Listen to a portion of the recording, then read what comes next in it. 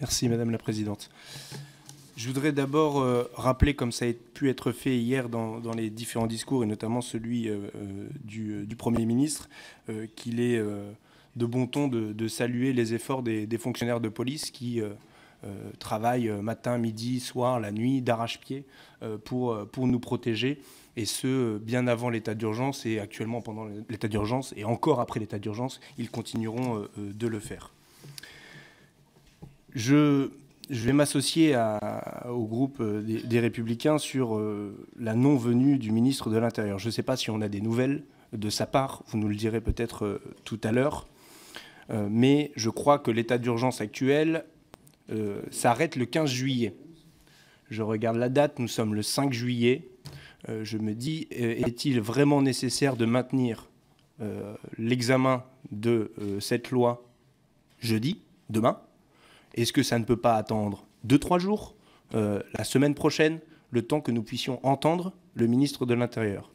Donc je le dis devant la commission, pour ce qui nous concerne, soit nous entendons le ministre avant demain matin, et alors il devient acceptable de se prononcer sur le texte, même si nous serons défavorables au texte, dans tous les cas, soit il faut repousser l'examen de ce texte. Et je pense qu'on ne sera pas nombreux, à mon avis, et ça prouve bien, encore une fois, que la France insoumise est la véritable opposition dans cette Assemblée. Et oui, n'en vous déplaise.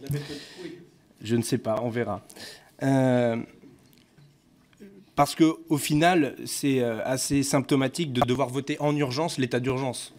C'est quand même le comble qu'on nous oblige, alors qu'on devrait avoir une attitude responsable, une attitude réfléchie, une attitude mesurée face à ce que sont des mesures d'exception, exceptionnelles, et pas être dans la précipitation.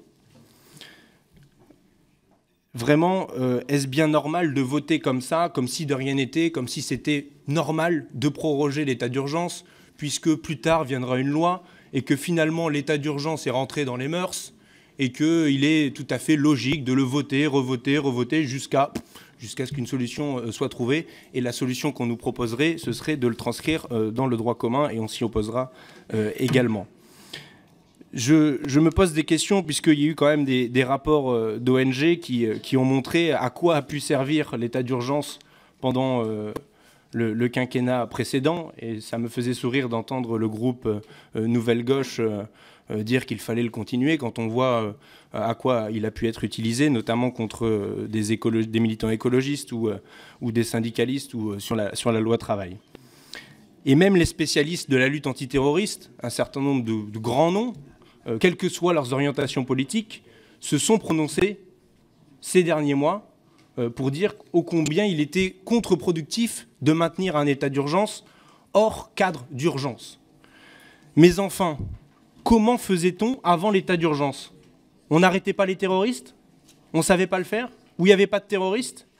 Après les attaques du 11 septembre, il me semble qu'on était sur un niveau de mobilisation maximum et qu'on faisait face à la menace, sans l'état d'urgence. Alors à quoi avons-nous renoncé?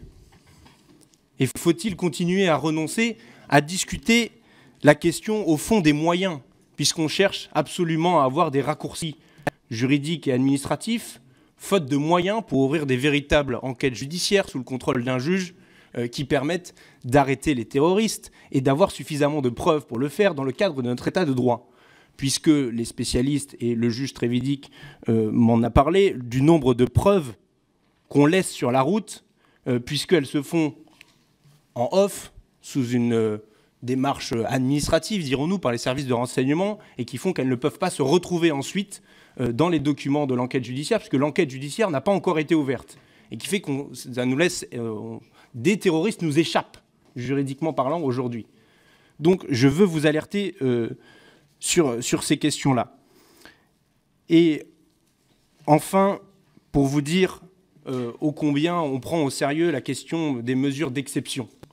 J'ai souvenir que pendant la période révolutionnaire, après 1789, ce qui a pu causer la perte de la République en 1793, c'est bien de s'être perdu dans des mesures d'exception et de ne pas avoir pu appliquer l'état de droit de la Constitution de la Première République. Et je ne souhaite pas que nous retombions dans ce genre d'errement. Merci.